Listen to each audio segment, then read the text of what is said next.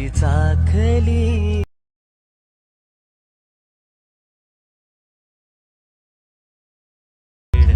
घेतली कवेत लाडकी.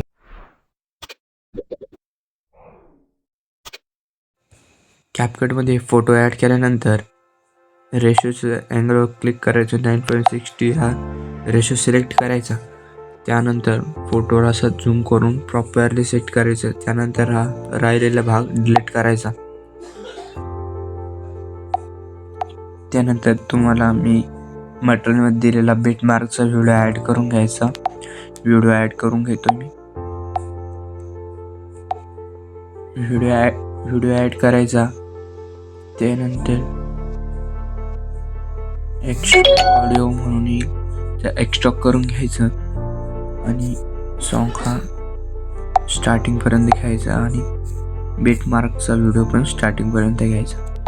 नंतर फोटोला क्लिक करून फोटोची लेंथ ही सॉन्गच्या शेवटपर्यंत न्यायची.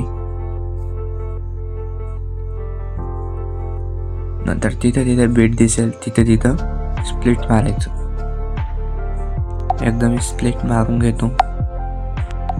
अशा प्रकारे स्प्लिट मारल्यानंतर बीटमार्कचा व्हिडिओ क्लिक करायचं. हा व्हिडिओ डिलीट करायचा. त्यानंतर मी तुम्हाला मटेरियलमध्ये दिलेले 2 PNG ॲड करून घ्यायच्या. PNG असे ॲड करून घ्यायची. स्टार्टिंग PNG ही स्टार्टिंगला न्यायची 1 नंबर. अशी झूम करायची प्रॉपरली आणि इथं सेट करायची. त्यानंतर हिची लेंथ ही शेवटपर्यंत न्यायची आणि 2nd नंबरची लेअर ही दुसऱ्या इमेजवर पर्यंत घ्यायची आणि हिला इथं सेट करायची. त्यानंतर हिची लेंथ ही शेवटपर्यंत न्यायची आणि ॲनिमेशनमध्ये जाऊन इनमध्ये फेड इन हा इफेक्ट अप्लाय करायचा. त्यानंतर बॅक येऊन इफेक्टमध्ये यायचं. इफेक्टमध्ये व्हिडिओ इफेक्टमध्ये आल्यावर ट्रेंडिंगमध्ये तुम्हाला व्हायब्रेशन फ्लॅश हा दिसेल. त्यानंतर हा इफेक्ट अप्लाय करायचा आणि हा शेवटपर्यंत घ्यायचा. त्यानंतर ॲडजस्टमध्ये येऊन स्पीड याची ही 22 पर्यंत ठेवायची. त्यानंतर बॅक येऊन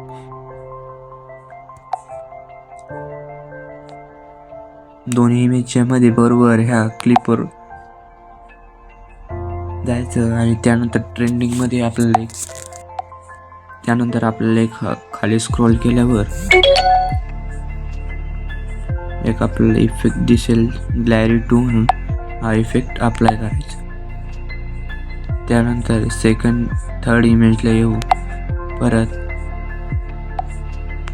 त्यानंतर विरल हा इफेक्ट अप्लाय करायचा. बॅक येऊन स्टार्टिंगला इफेक्टमध्ये जायचं. व्हिडिओ इफेक्टमध्ये.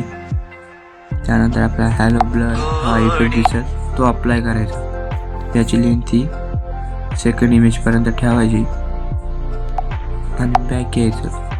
त्यानंतर आपला व्हिडिओ हा रेडी झालेला आहे. एक्सपोर्टच्या बटन क्लिक करून व्हिडिओ एक्सपोर्ट करून घ्यायचा.